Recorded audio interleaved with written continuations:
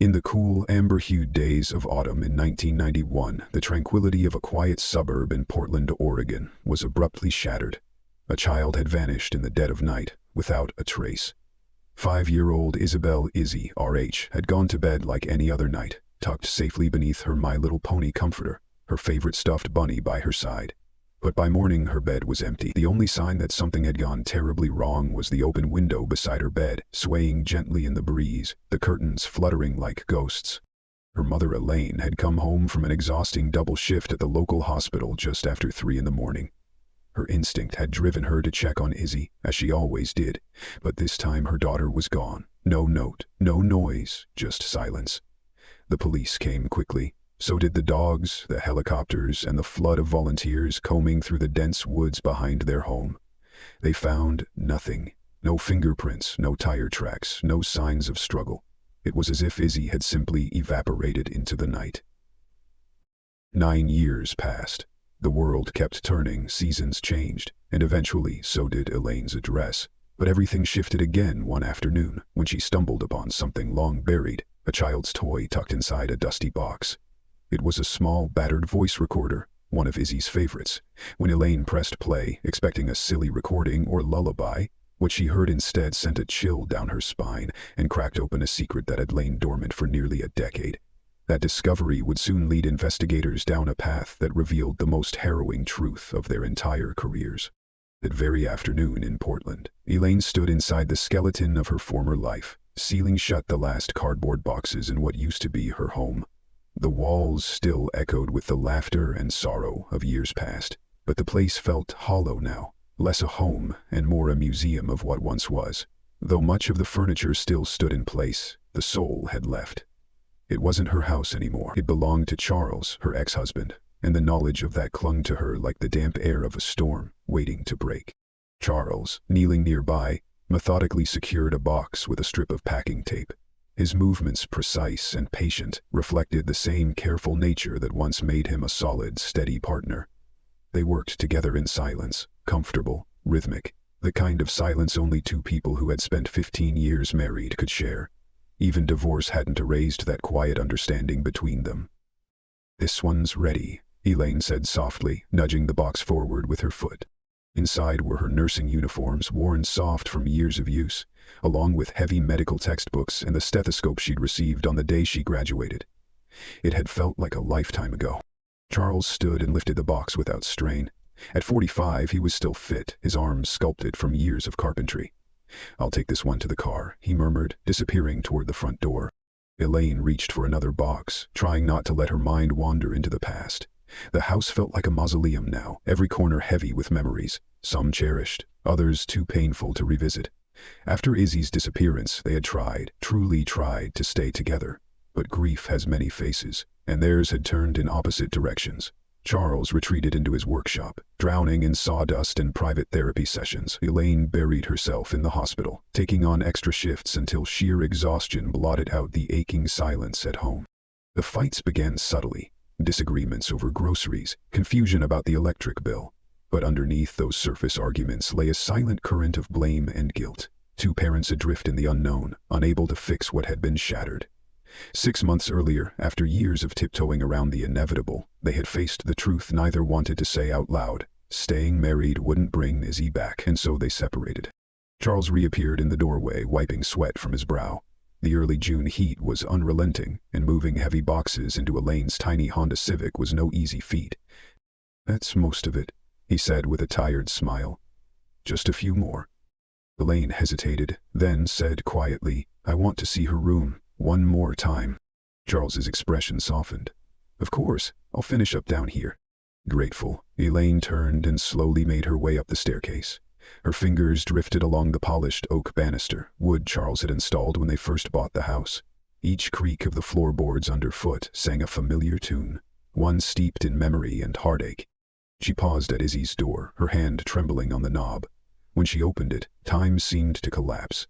The room was exactly as it had been that October night in 1991. Pink walls decorated with hand-painted butterflies.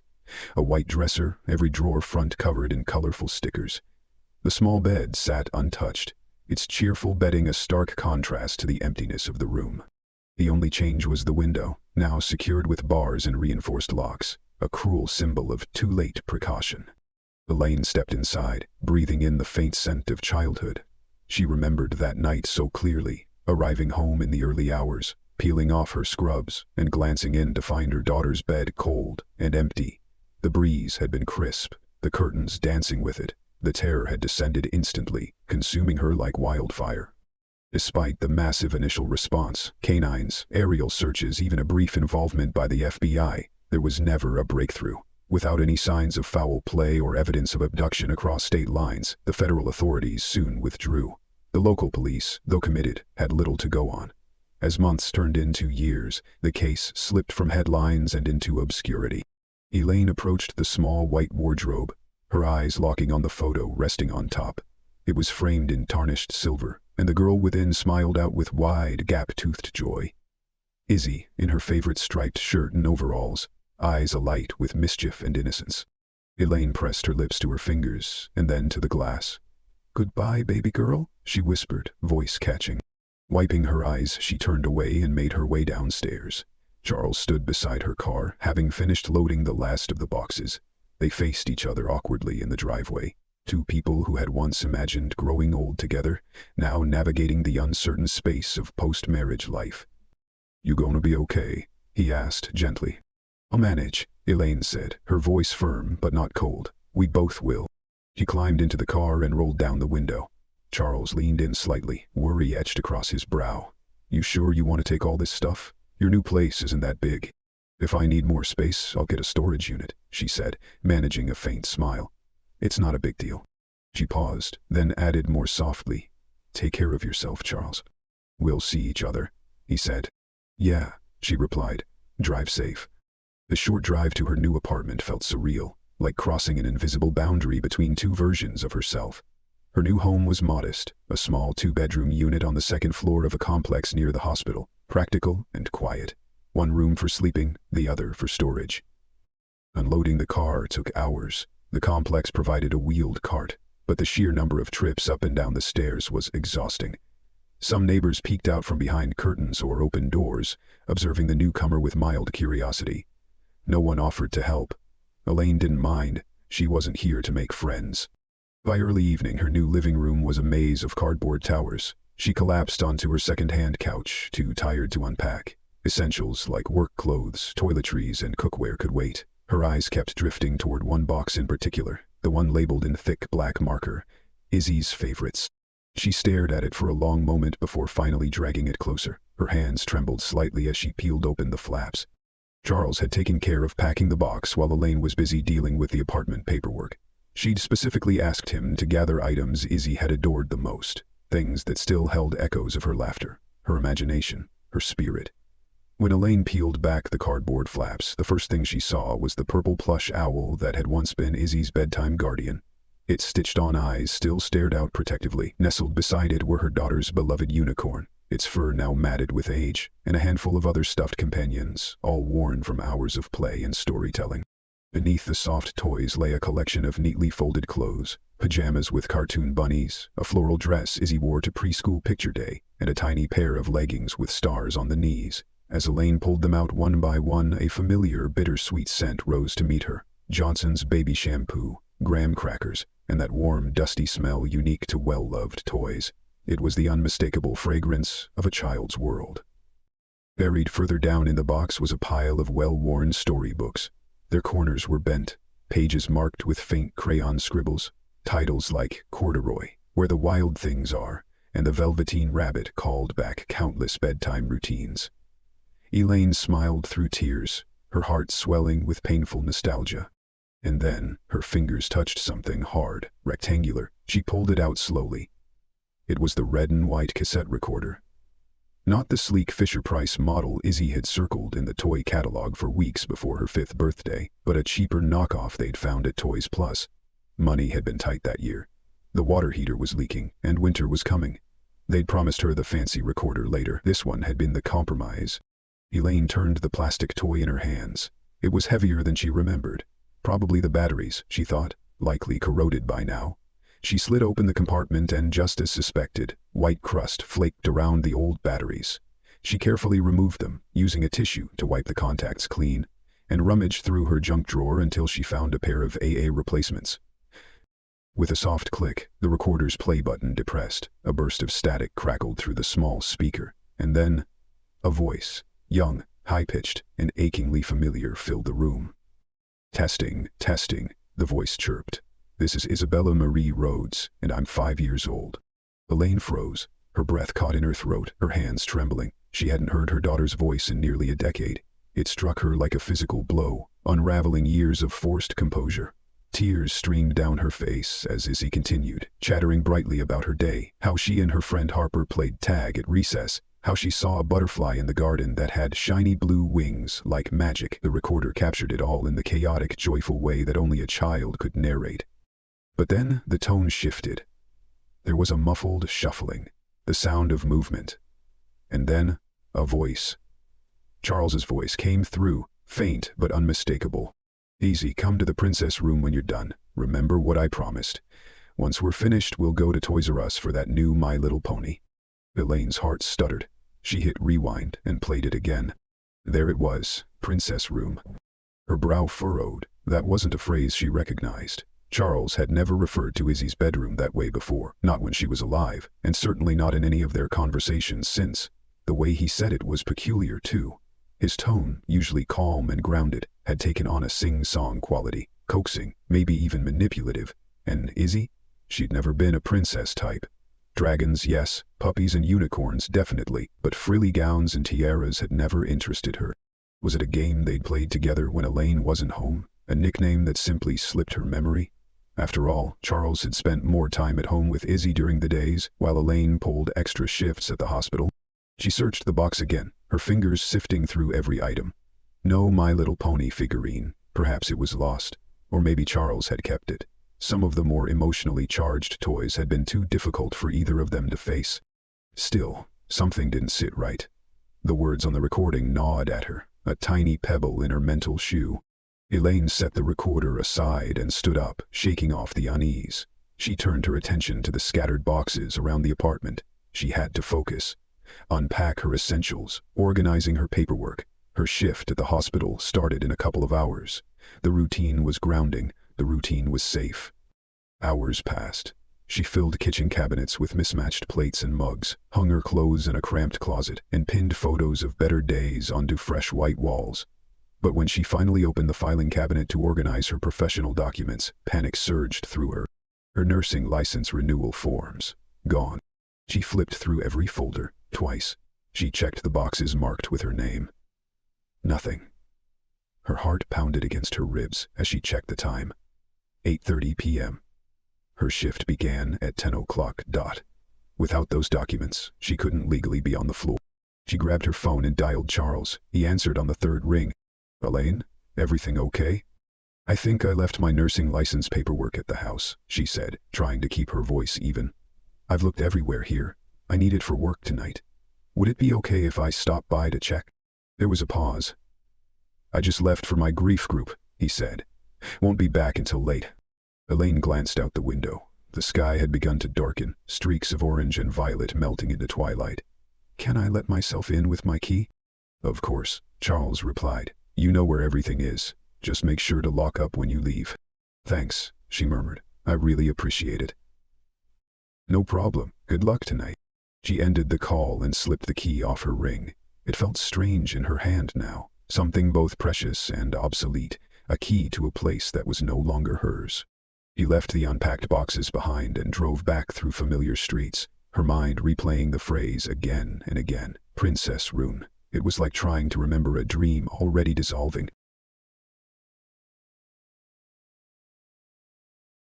15 minutes later, Elaine pulled into the driveway. The house stood quiet under the evening sky, windows reflecting the last light of day. It looked the same, but it no longer felt like home. She stepped inside, flipping on lights as she moved through the empty spaces. Everything was just as she'd left it, but the silence was louder now. Charles's bedroom, she had to remind herself it wasn't theirs anymore, was at the end of the hall. She opened the door. The queen-sized bed, now stripped of her pillows, looked foreign. Her jewelry dish was gone, so were the paperbacks she'd once kept on the nightstand. All signs of her had been wiped away. In the corner stood the old filing cabinet. She opened the second drawer, and there it was, the manila folder, labeled medical licenses. She opened it and sighed in relief.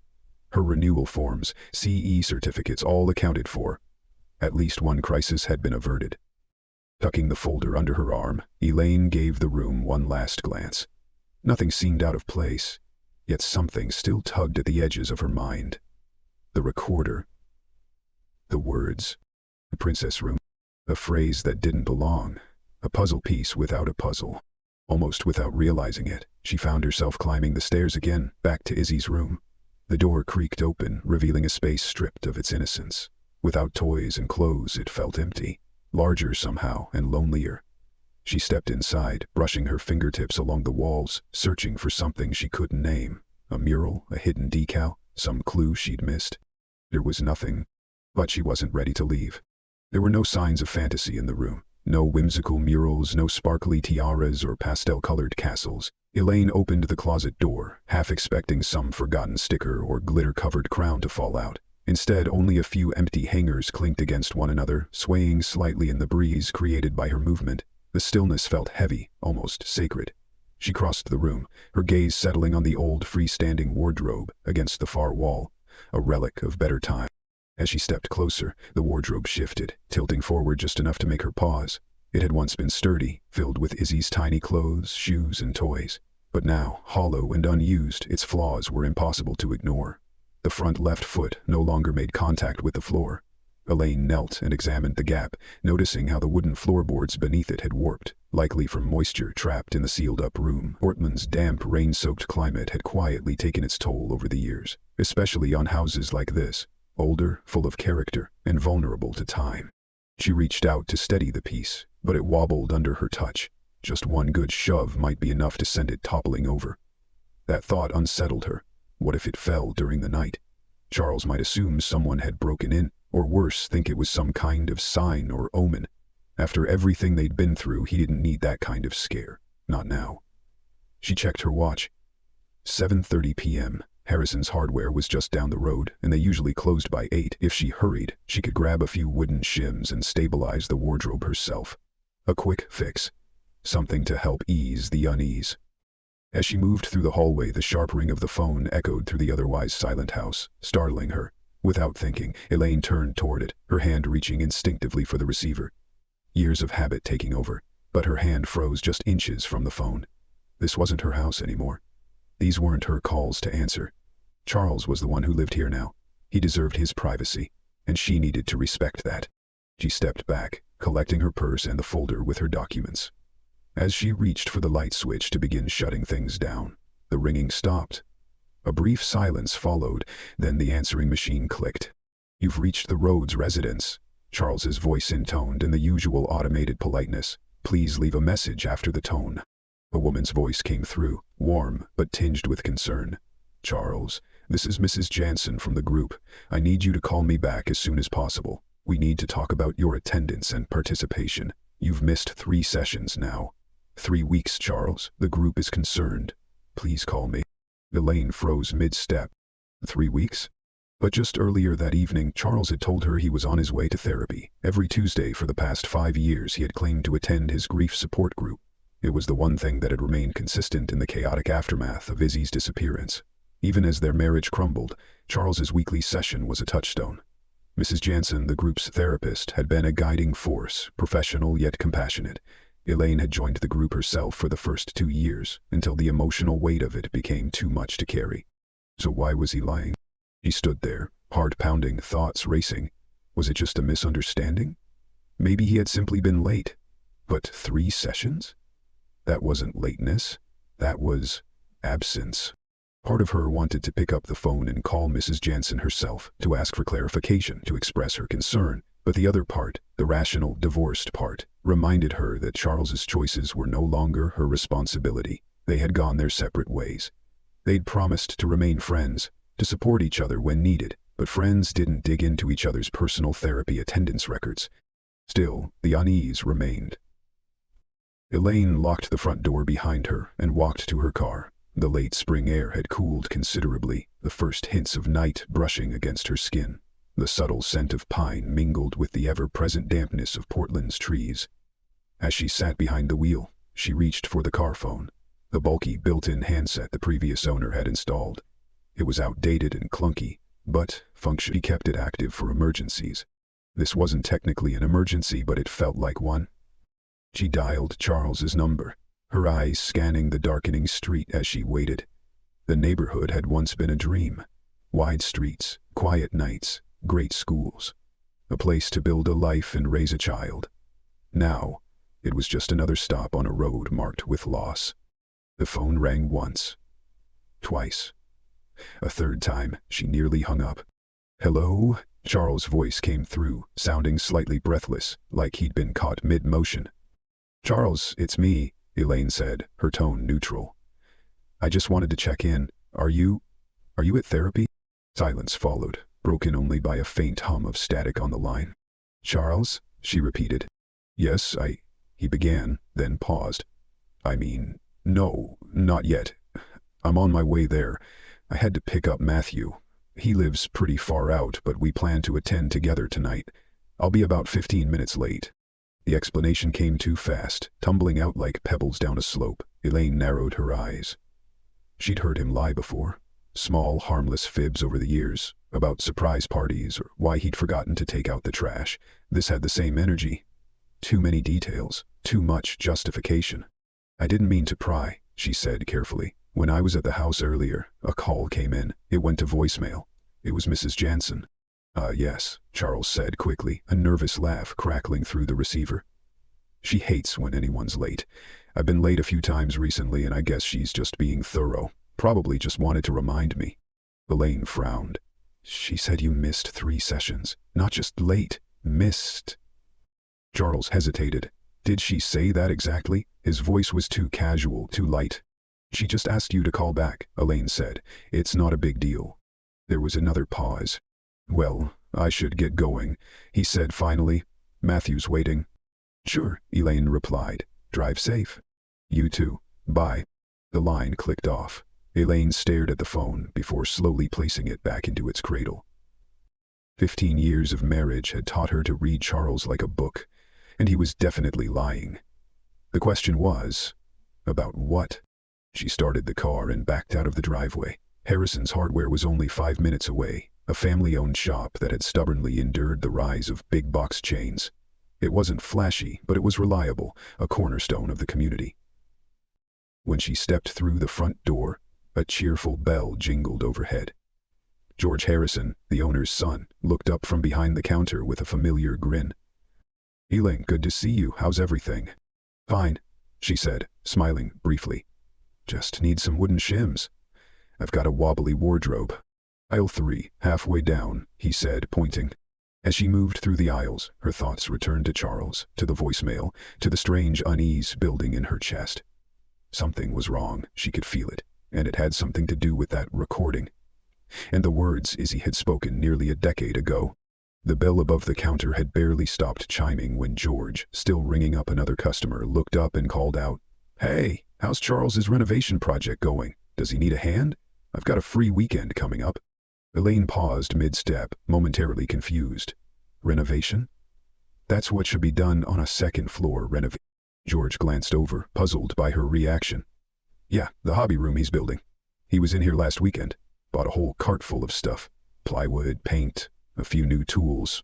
Said he was finally turning that spare room into the workshop he's been dreaming about." Elaine blinked, trying to process what she'd just heard. "I think you must be mistaken," she said cautiously. We don't have any renovation going on." George scratched the back of his head. I mean, maybe I'm wrong, but I could have sworn it was him. I've known Charles a long time, hard to mix him up. He was real enthusiastic about it. Said he'd gotten inspired lately. Hobby room for woodwork." Elaine forced a polite smile, though her mind was racing. "Well, I'll be sure to ask him. Thanks for the heads up." "No problem," George replied cheerfully. "The shims are right where I said, aisle 3. She found the shims quickly, paid, and walked out of the store with the small paper bag crinkling in her hand. Her steps were automatic, but her thoughts spiraled. A renovation project? She hadn't heard anything about it. She and Charles had stayed in relatively close contact, especially over the last 6 months of packing and separating their lives. He hadn't mentioned buying supplies, or any plan to reclaim a room for himself. Add that to the missed therapy sessions and the lies about his whereabouts earlier tonight, and something wasn't adding up. The facts felt like puzzle pieces from different boxes, each one clear on its own but none of them fitting together in any meaningful way. She set the bag down in the passenger seat and glanced at the dashboard clock. 8:05 p.m. If she didn't linger, she could fix the wardrobe and still make it to the hospital on time. The surreal quality of the day hadn't lifted. That morning she'd been in the rhythm of her old life, married, inhabiting a familiar routine. Now she felt like a stranger in her own story, chasing whispers in a house that was no longer hers, uncovering secrets in places that once held none. She drove back through the dark streets toward Charles's house, the silence inside the car only amplifying the thrum of unease in her chest. She couldn't know it yet, but with each mile she was closing the distance not just to a house, but to a truth she wasn't ready to confront. She pulled into the driveway for the second time that evening, shutting off the engine and gathering her things. The hardware store bag rustled as she grabbed it and her purse. This would be quick. Fix the wardrobe, then head to work. Nothing more. As she walked to the front door, George's comment about the hobby room echoed in her mind. Maybe Charles was just rediscovering his old interests. During their early years, he'd spent long weekends carving wooden animals, delicate owls, whimsical foxes, sleepy little bears, each one lovingly detailed. Elaine had admired the way his hands could coax personality from blocks of wood, but after Izzy vanished, he'd abandoned the hobby completely, unable to find joy in anything that wasn't centered around the search for their daughter. Her key turned in the lock easily. The house was dark except for the porch light she'd left on earlier. She flipped the entryway switch, casting warm yellow light into the living room, and headed upstairs. As she ascended, a sliver of light caught her eye, coming from beneath Charles's office door. She frowned. She had turned off all the lights before leaving earlier. "Charles?" she called, pausing mid-step. "Are you home?" No answer. But she heard something. Movement. A soft thud. The scrape of furniture, then hurried footsteps. Elaine quickened her pace, reaching the landing just as the sounds intensified, papers rustling, a drawer slamming shut. "Charles?" she called again. "Is everything okay?" Still no reply. Her stomach tightened. Instinct flaring, she moved to the office door and pushed it open. "Charles, I thought you were..." She stopped mid-sentence, the words catching in her throat. It wasn't Charles. It was Matthew Tenko. He stood amid chaos, papers strewn across the carpet, desk drawers dangling open, binders half spilled and books torn from the shelves. Elaine's breath hitched. "Matthew?"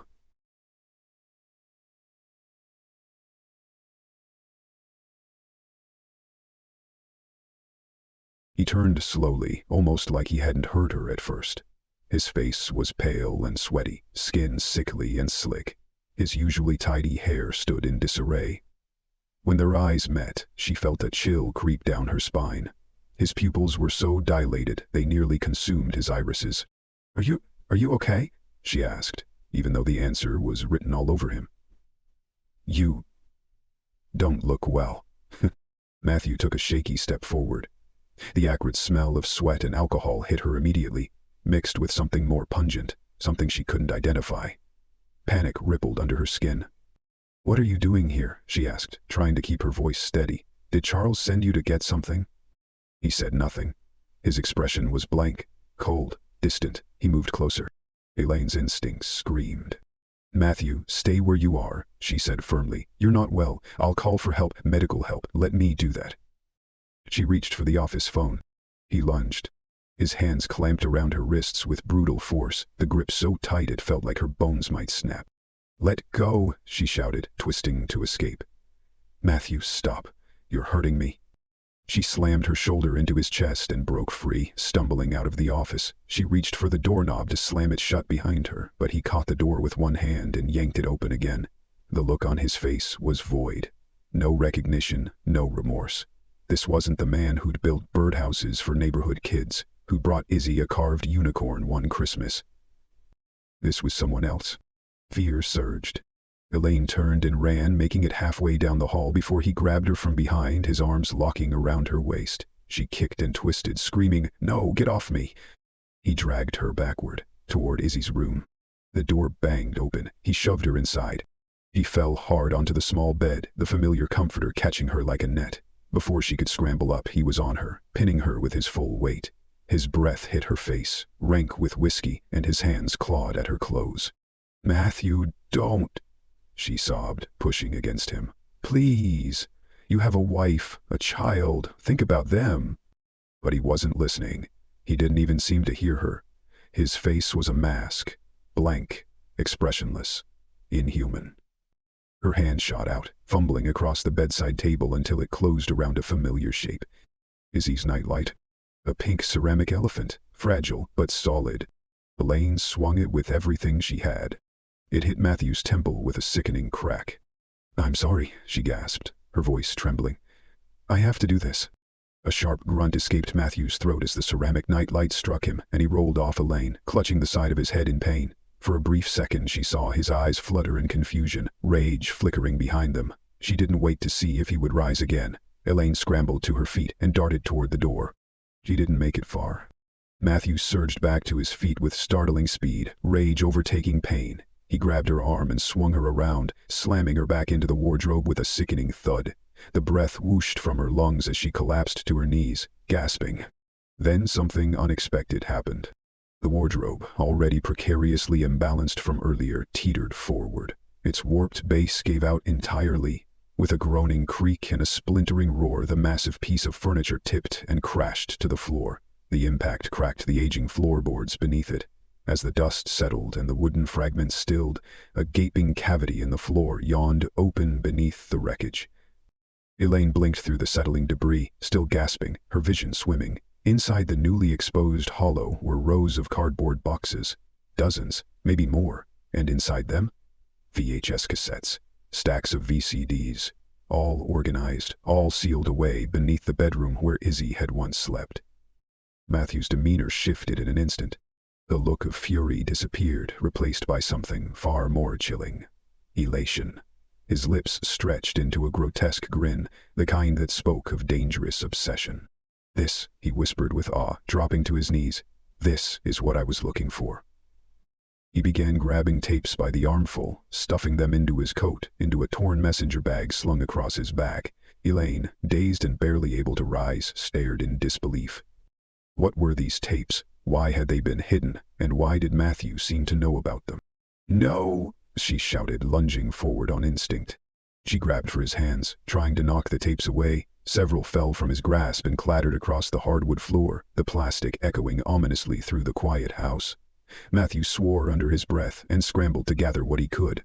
With arms full, he shoved past her and bolted from the room. His footsteps pounded down the stairs. Elaine pushed herself up, breath hitching as she stumbled to the doorway. "I'm calling the police," she screamed, her voice raw.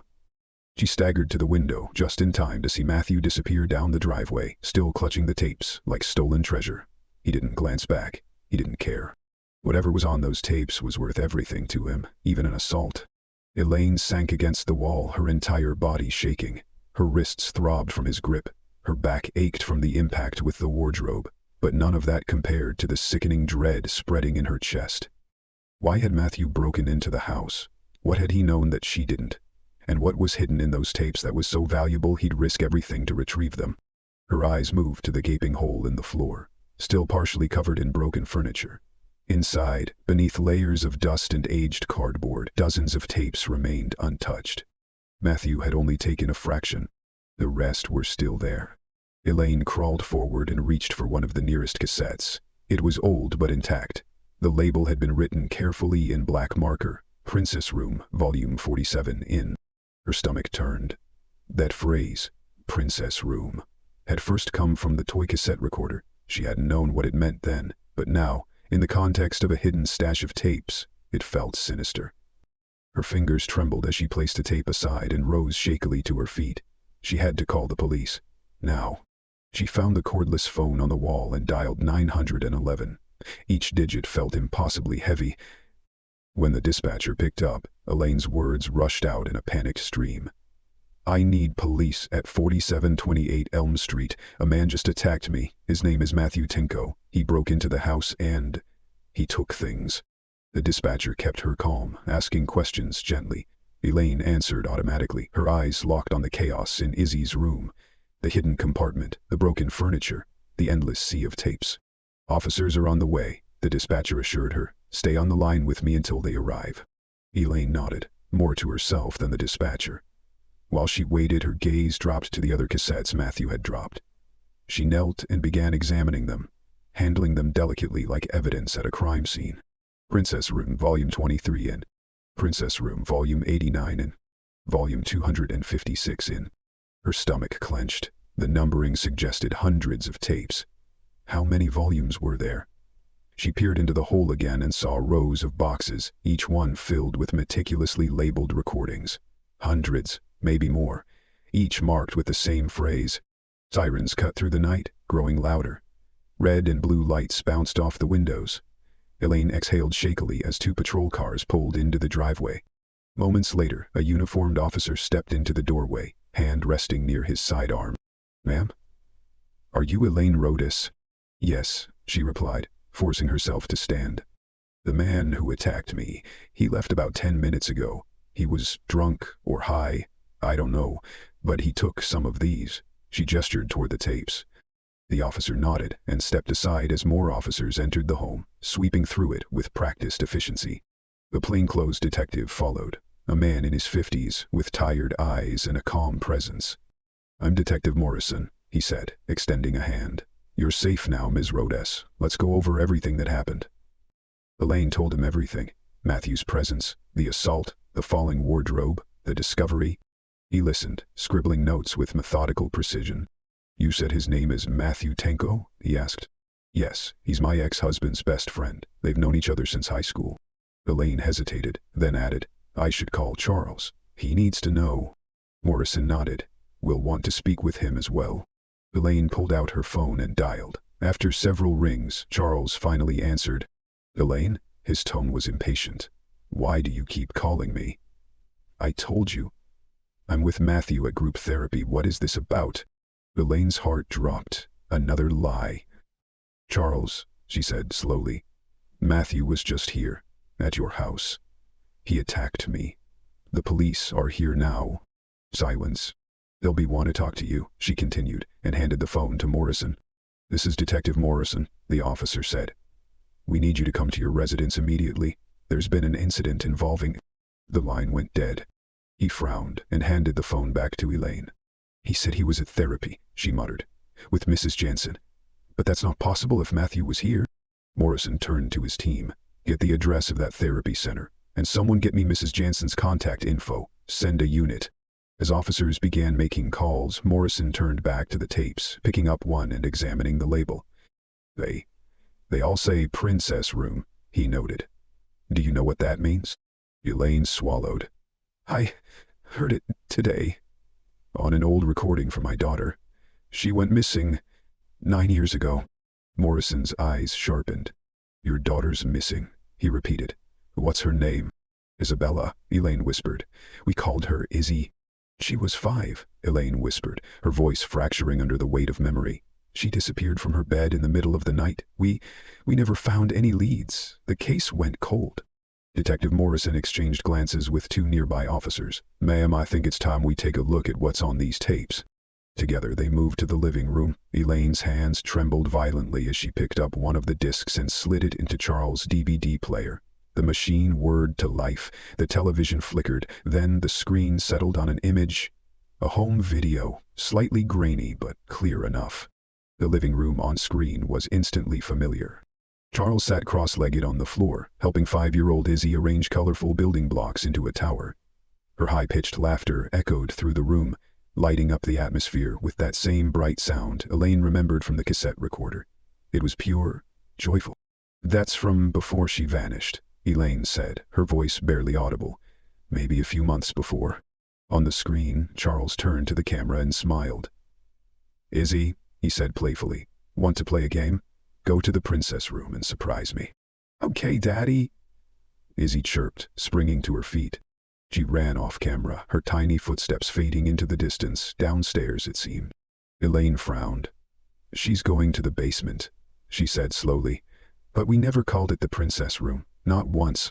Charles remained in the frame, facing the camera directly. He began counting aloud. 1, 2, 3. The numbers were slow, deliberately drawn out. 4, 5. Each count took several seconds, his voice oddly calm, rehearsed. At 10, Charles stood up and walked toward the basement door. The camera followed. The screen briefly went black, then cut to a new scene. Elaine gasped. This was not the basement she remembered. The new room was pink, overwhelmingly pink. Walls painted in soft rose, decorated with glittering decals of tiaras and stars. Stuffed animals lined shelves. A small child-sized bed stood in the corner, fitted with the princess-themed sheet set Elaine had never seen before. Izzy sat on the bed, her face subdued, her movements hesitant. She wore a tiny swimsuit, an outfit no 5-year-old should have ever been asked to wear in private, let alone recorded in. Her hands nervously fidgeted in her lap. Her expression was one of discomfort. Then came Charles' voice, disembodied from behind the camera. "Now pose for Daddy." Elaine's chest seized. On screen, Charles entered the frame. He sat beside his daughter and began to touch her, in ways no father should ever touch his child. Izzy's face registered confusion, unease, but she didn't resist. She didn't understand. "Stop!" Elaine cried out, jerking away from the screen. "Turn it off!" Morrison grabbed the remote and hit pause. The image froze in a moment of sickening clarity. Elaine collapsed onto the couch, sobbing uncontrollably. "I never knew," she choked out. "I never saw that room. My God, my baby." The world had shifted beneath her feet. The man she had married, the man she'd built a home with, mourned with, fought beside for Izzy. He was the monster all along, and he had hidden it beneath charm, beneath grief, beneath years of carefully constructed lies. Morrison knelt beside her, his voice firm but kind. "Mrs. Rodas, I need you to think. Is it possible your daughter could still be in this house? In the basement?" Elaine lifted her head, her tears streaking silently down her cheeks. "The basement. It's always locked. Charles keeps the only key. He told me it was to keep his tools safe." Just then, an officer stepped forward. "Detective," he said, "I just got off the phone with Mrs. Jensen. Charles hasn't attended a single therapy session in the last 3 weeks. He's not there tonight." Morrison stood instantly. "That's probable cause. We're going into that basement. Get the breaching tools from the cruiser. We'll go through the door if we have to." Elaine stood shakily and wiped her face with the back of her sleeve. "Yes," she said firmly. "Do it. If there's even the slightest chance she's—" She couldn't finish. The words wouldn't come. Could her child have been hidden beneath their feet all these years? Could the answer have always been right here? Moments later, officers returned with a battering ram and crowbars. The team moved swiftly toward the basement door, a thick slab of oak, far more reinforced than any interior door needed to be. Elaine watched with wide eyes as Morrison stepped forward. "Stand back, ma'am," he instructed. She pressed herself to the far wall, clutching the edges of her sleeves, heart racing wildly in her chest. The first blow from the ram shook the door, but it held, reinforced, just like everything else Charles touched. Built to last, built to hide. "Again," Morrison ordered. The second hit cracked the frame. The third sent wood splinters flying across the hallway. On the fourth strike, the door buckled and finally gave way with a deafening crash. It slammed open, revealing a narrow staircase leading into pitch blackness. An officer located the light switch and flipped it. Fluorescent bulbs hummed to life, casting sterile white light into the space below. "Clear," Morrison called moments later. "You can come down." Elaine hesitated, then descended the stairs slowly, her hands trailing along the walls. The basement looked at first glance exactly as she remembered.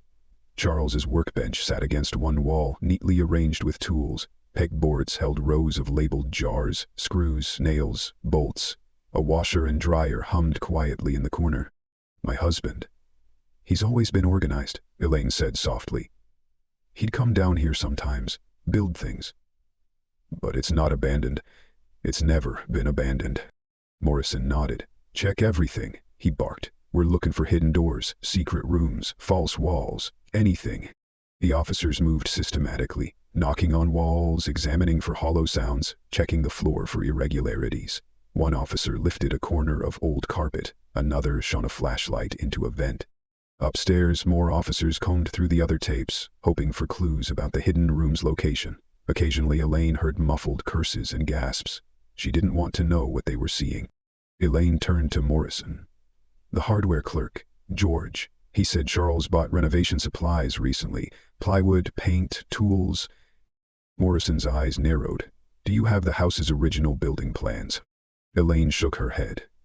Not here. Charles kept them. Somewhere. He'd know. But they couldn't wait for Charles anymore. The search dragged on. Officers moved storage bins, rolled back rugs, pulled shelves away from walls. 20 minutes passed, then 30. Tension mounted.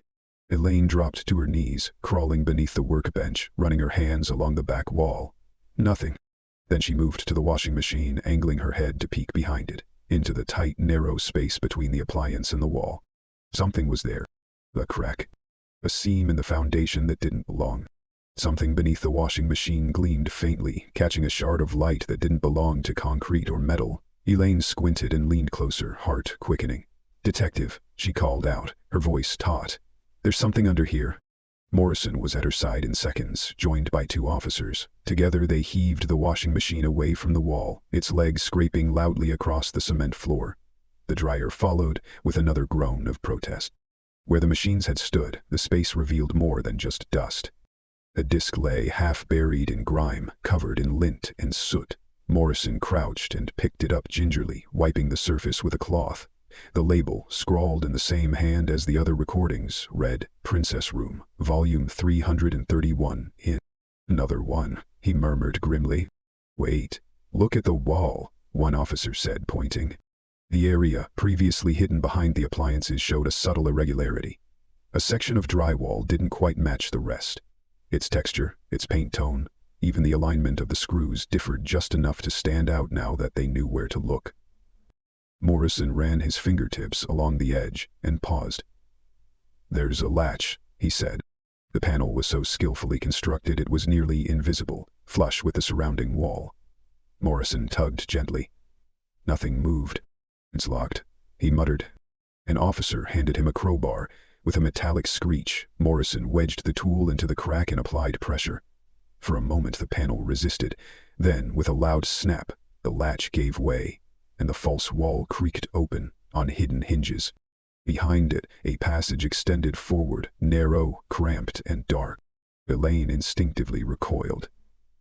A string of pink fairy lights lined the ceiling, unplugged but ready to illuminate the hidden tunnel. The stench hit them immediately, a mix of mildew, rust, old fabric, and something else that suggested prolonged human presence in a place never meant for living. Morrison found the extension cord and plugged it in. The fairy lights flickered, then glowed steadily, bathing the narrow hallway in a soft, unsettling hue. The walls were covered in thick foam padding, soundproofing. One officer cursed under his breath. What the hell? The corridor was only wide enough for one person at a time. Morrison went first, weapon drawn, motioning for the others to follow single file. Elaine stayed back, her pulse pounding in her ears. They advanced cautiously, every step muffled by the padded floor. The passage was longer than expected, at least 20 feet. At the end stood a door. Painted pastel pink, adorned with colorful princess stickers. Morrison tested the knob. Locked. He knocked firmly. Police! Open the door! No sound. He leaned his ear against the surface, shook his head. Can't hear anything, soundproofing. He raised his hand to knock again when they all froze. A click. The door creaked open a few inches. Daddy? You're early, came a voice, bright, young, and terribly cheerful. Horribly, I said, and felt better for Uncle. The door swung wider. The girl stood there, teenage now. Her hair was long, tangled, blonde, like sunlight filtered through dust. She wore a pink nightgown, several sizes too small. Her bare feet shifted awkwardly on the floor. At first she smiled, expectant. Then her eyes registered Morrison and the officers behind him. Her expression shattered. She screamed, a high, primal sound, and stumbled backward. Her hands flew to her face. No, you're not real. Daddy said you're all dead. Everyone's dead. Elaine didn't wait for permission. She pushed past the officers, breath catching in her throat. Clearly, she cried out. Darling, it's me. It's Mommy. The girl shrank into the corner, her back against the wall. No, my mom died. The world ended. Daddy told me. He said we were the last ones. He said there was no one else. Elaine dropped to her knees, holding out her arms. No, baby, I'm real. I've been looking for you. Every day, every year. I never knew you were here. The girl shook her head violently. Daddy said you were gone. That everyone was. Morrison quietly motioned the officers to stay back. He reached into his pocket and pulled out a pen, handing it to Elaine. Understanding immediately, Elaine took the pen and began drawing on her hand. A butterfly, simple, smiling. A drawing she'd sketched on Izzy's palm hundreds of times when she was little. Her happy butterfly. Do you remember this? She asked softly.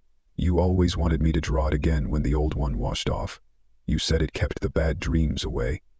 Izzy's breath hitched, her eyes fixed on the drawing. Recognition bloomed slowly, like dawn through heavy fog. Mommy, she whispered, the word barely formed. But Daddy said. Elaine nodded, her eyes brimming. I know, darling. He lied. I'm here. I've always been here. This time, Izzy didn't hesitate. She flung herself into Elaine's arms. They clung to each other, both sobbing, shaking, broken and whole in the same moment. Elaine inhaled the scent of her daughter's hair, the warmth of her skin. She was real. She was alive. Morrison and his team entered the room, scanning quickly. It was small, 10 feet by 12, pink from floor to ceiling. The decor hadn't changed in nearly a decade. Dolls lined the walls. A mattress lay on the floor, covered in Disney sheets, surrounded by toys. Some age-appropriate, many from when Izzy had been 5. In one corner, a small television sat beside a VCR and disc player. A tripod stood nearby, its mount empty. Professional lighting equipment cluttered one side. Crayons and coloring books were scattered across the floor. A narrow slot in the wall, no wider than a drawer, was likely how food had been passed through. One officer opened the closet. His face changed. He turned to Morrison and whispered something that made the detective's face go pale. Lingerie, child size. Adult toys. Beer equipment. Tools meant for something much darker than crafts. Morrison turned and spoke softly into his radio. We need medical. Also confirm all units are actively searching for Charles Rodas and Matthew Tenko.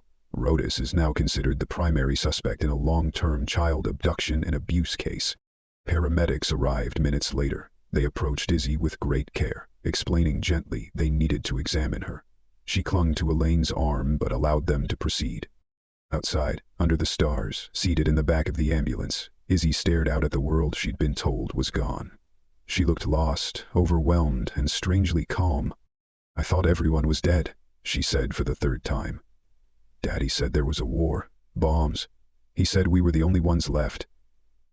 Elaine gripped her hand. He lied to you, sweetheart. Izzy looked at her mother, her expression far too solemn for her years. He said I needed to have a baby, to save people. But I never got pregnant. He was so disappointed. I thought I was broken. Elaine fought the bile rising in her throat. Sweetheart, she asked, forcing a calm tone. Have you started your period? Yes, Izzy answered. 2 years ago. That's when Daddy said now we could really start our new world. The paramedic maintained a calm, neutral expression as she jotted down notes. Izzy, do you have any pain right now? Any itching, discomfort? Anywhere? As far as anyone, the question seemed to puzzle the girl. No, I feel okay, she replied softly, shifting on the bench. Why is everyone acting so scared? I know Daddy lied about the war, about everyone being gone, but he always loved me. He said everything we did together was special, that I was made for him. Elaine's chest seized, her throat closed as the words hit her like a physical blow. 9 years. 9 long, isolated, brutal years of manipulation and grooming masquerading as affection. Her baby girl didn't even understand the horror of what had been done to her. Fighting back sobs, Elaine took Izzy's hands in her own. Sweetheart, she said, choosing her words with painstaking care. What your father told you, what he did, it wasn't right. He hurt you in a way no child should ever be hurt. Izzy blinked, her expression still so trusting. But I love Daddy. Elaine squeezed her hands gently. I know you do, and it's okay to feel that way. Love can be confusing, especially when someone uses it to control you, but the kind of love between a parent and child, it's supposed to be safe, protective. Your daddy, he twisted that love into something else, something that should never happen between a child and an adult. Izzy looked away, as if trying to process a language she hadn't spoken in years. Her shoulders hunched slightly, as though unsure whether to believe her mother or the man who had been her entire world. The paramedic finished her initial check and turned to Elaine, speaking quietly. She's stable for now, no immediate injuries, but given the context, she'll need a full examination at the hospital. We'll need to test for everything. Elaine nodded slowly. She understood. There would be blood work, a pelvic exam, testing for sexually transmitted diseases, and far worse things no mother should ever have to consider. But they had to know. They had to make sure Izzy was safe, truly safe this time. Detective Morrison appeared at the ambulance door. "We need to take statements from both of you," he said gently. "The medical teams cleared her for transport, so if you're okay with it, we'll head to the station first." Elaine looked at Izzy, who was now staring at the interior walls of the ambulance, lost in thought. "Yes," she said quietly. "Let's go." As they gathered their things and prepared to leave, Elaine felt the horror of Charles' deception coalescing into something sharp and monstrous. His push for divorce, the calculated disagreements, it had all been part of his strategy. He had wanted her gone, needed her distracted, so he could construct a reality where his sick fantasies could thrive without resistance.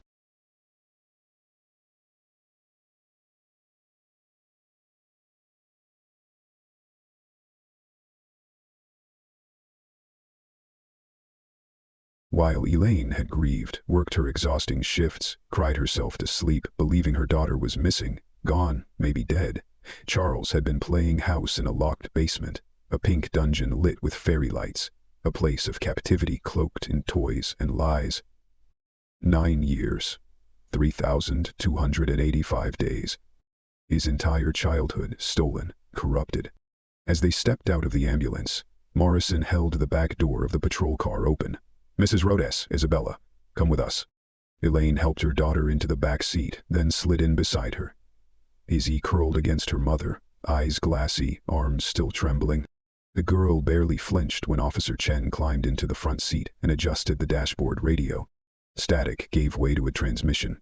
"Unit 12, we've apprehended Charles Rhodes and Matthew Tenko at 3542 Riverside Drive, 6 additional suspects in custody, requesting prisoner transport van, over." Morrison leaned forward. "That's them?" Chen nodded. "Yes, sir. We're 5 minutes away. Want to swing by? I want to see it for myself." Elaine heard every word, but her focus remained on Izzy, who was whispering, "When will Daddy come back? Will he be mad at me?" Each question chipped away at Elaine's already breaking heart. "No, baby," she whispered. "You don't have to worry about him anymore."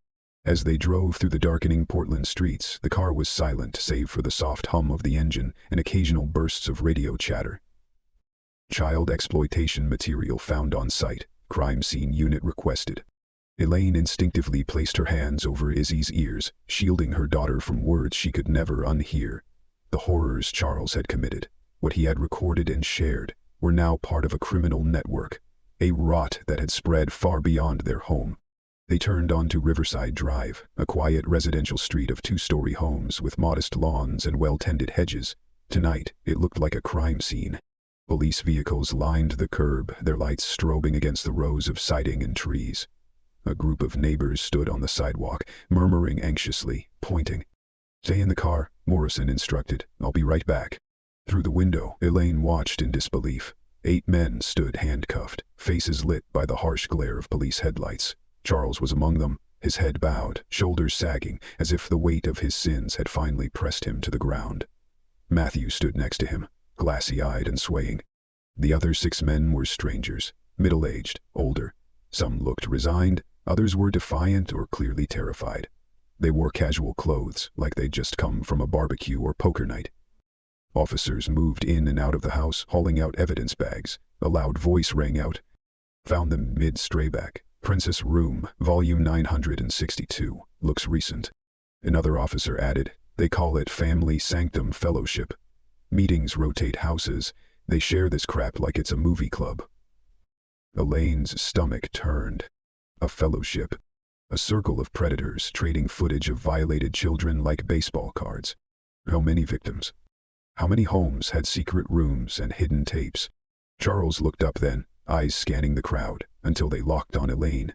For a moment he froze. Then the corners of his mouth turned up. A smile. Not of apology, but of pride. Elaine threw the door open before anyone could stop her. "Stay here," she told Izzy. Her voice was low, shaking. She strode toward the cluster of officers and prisoners, fury building with every step. A few officers moved to block her, but she was already there. Without hesitation, her palm met Charles's face in a sharp, echoing slap. His head snapped sideways. "You're a monster," she snarled. "You're not a father. You're not even human." Charles turned his head back, slowly. His voice was calm, almost casual. It was consensual. Izzy loved me, she wanted. "Shut up," Elaine screamed. An officer yanked Charles back, shoving him toward the van. "Not another word." Another officer gently restrained Elaine, guiding her away. "Ma'am, please. Don't give him the satisfaction. It's over." She turned, trembling with fury, and caught Matthew's eye. He smiled too. An obscene gesture followed. A kiss, then a slow, deliberate lick of his lips.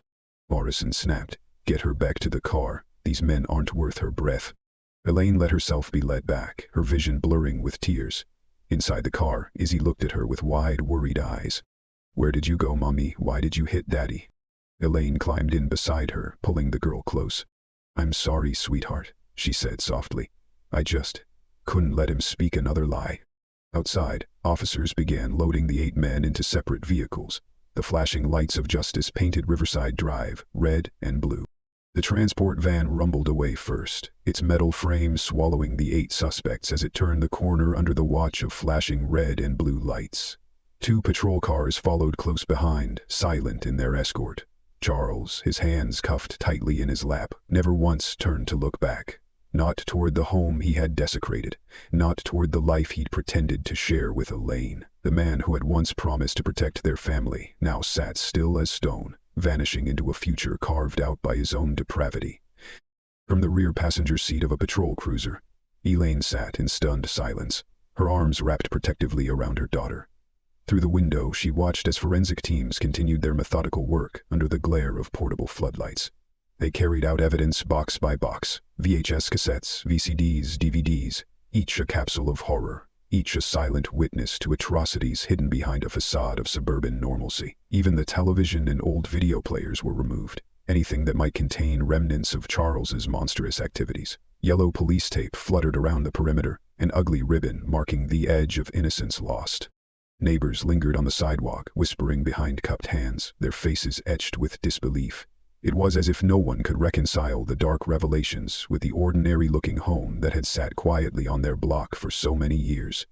That house, with its manicured lawn and faded shutters, now stood exposed as a fortress of nightmares. Morrison opened the car door and climbed in beside Officer Chen, his expression grim. "We're heading to the station," he said. "There's a mountain of paperwork ahead, but you both handled everything tonight with extraordinary strength." As the car eased away from the curb, Elaine cast one final glance over her shoulder. That house, which had once symbolized a dream, was now just another ruin of evil hiding in plain sight. How many more homes like it existed? How many children were imprisoned behind locked doors and carefully constructed lies? Izzy let out a long yawn, her face drawn and her eyes half-lidded from sheer emotional exhaustion. "When can we go home?" she murmured. Elaine gently stroked her tangled hair, her voice soft. "Soon, sweetheart. We'll get you to a new place. A real home. A safe one." The station loomed ahead, its windows lit like beacons cutting through the dark veil of night. Behind them, Charles and the others were being processed, booked into the system that would hopefully deliver justice. But for Elaine and Izzy, the journey ahead was not about courtrooms or sentences. It was about healing, about learning how to breathe again after nearly a decade of suffocation. Morrison turned slightly in his seat. "Chen, make sure Child Services is prepped when we arrive. We'll need full support on this case. It's going to be a long night." The police station hummed with activity. Inside, uniformed officers moved between desks, phones rang in clusters, and distant voices echoed from interview rooms. Through a wide observation window, Elaine glimpsed the booking area. Each of the 8 men was being processed one by one, Mugshots snapped, fingerprints taken, personal belongings sealed in evidence bags. Charles stood among them, his posture straight and his expression disturbingly blank, like he was merely enduring another minor inconvenience. A woman in a tailored gray suit approached, clipboard in hand. "Mrs. Rhodes? I'm Sarah Martinez with Child Protective Services. I'll stay with Isabella while you give your statement to the detective." His hand clamped around her mother's. "No, I want to stay with Mom," she pleaded. Sarah knelt beside her. "I know, sweetheart. This is just for a little while, okay? Your mom will be in the room, right down the hall. You'll see her again very soon." Elaine crouched and hugged her daughter tightly. "It's okay, darling. These people want to help us. Be brave for just a little longer." Morrison led Elaine to an interview room painted in muted tones. The furniture was functional, a table and 2 chairs beneath the steady gaze of a wall-mounted camera. "Take your time," he said gently, settling across from her. "Start from wherever feels right." She began to speak. About the early years of their marriage. About Izzy's birth and the joy she had brought into their lives. About the night her daughter vanished and the years that followed, filled with sleepless nights, agonizing searches, and the slow disintegration of everything she had once believed in. She talked about the divorce, the cassette recorder, the discovery of the tapes, and the horrifying unraveling of the truth. Morrison listened patiently, interjecting only when clarification was needed. When she finally stopped, she felt hollowed out. "What happens now?" she asked. "What did Charles really do to our daughter?" Morrison exhaled deeply. "You deserve to know, but I have to warn you, it's going to be difficult to hear." He guided her down a narrow corridor to a surveillance room. A large, one-way mirror looked into an interrogation chamber where Charles sat, chained to a bolted chair. 2 detectives flanked him, their notebooks open. "Can't see us," Morrison said. "He's been talking for the past 20 minutes. From the ceiling speakers, Charles's voice began to play. Calm, steady, emotionless. "Took her that night, October 15, 1991, he began, like reciting a recipe. Elaine was on a night shift. I carried Izzy to the basement. She didn't wake. I'd just finished building the princess room. One of the detectives asked something inaudible. Opened her window, made it look like an abduction. Everyone believed it. For 9 years she lived down there, and not once did anyone come close to finding her." Ailing's legs wobbled. Morrison helped her into a chair. "Well?" the detective in the room asked. Charles's response was disturbingly casual.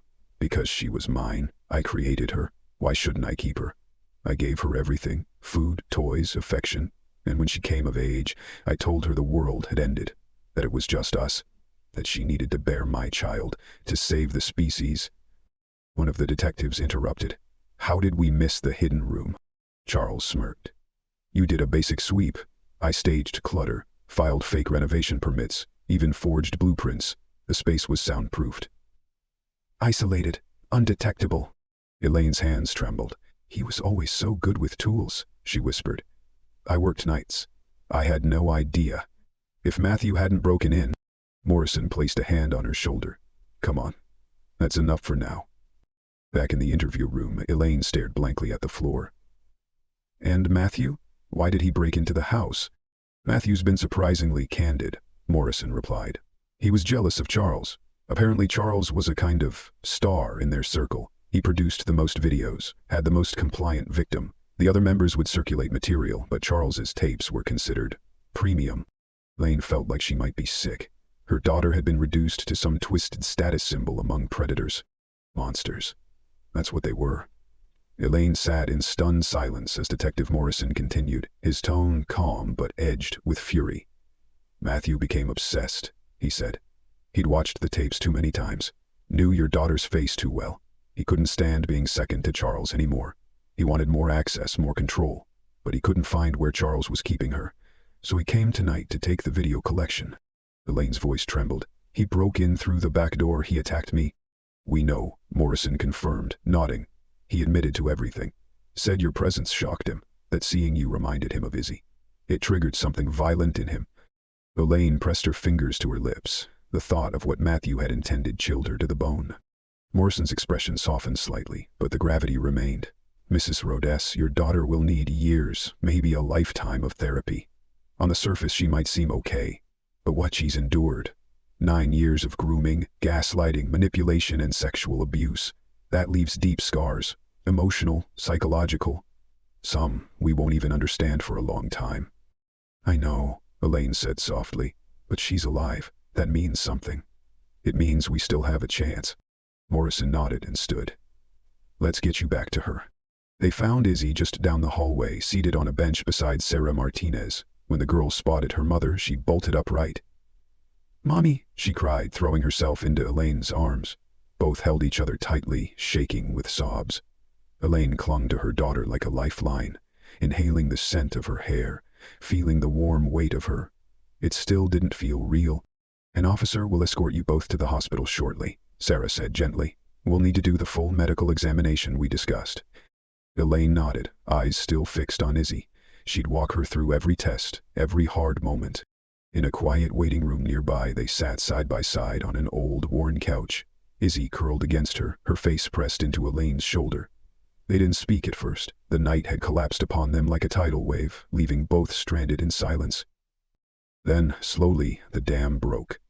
Izzy began to cry, not the dazed, confused tears she'd shed earlier, but deep, heartbroken sobs that racked her whole body.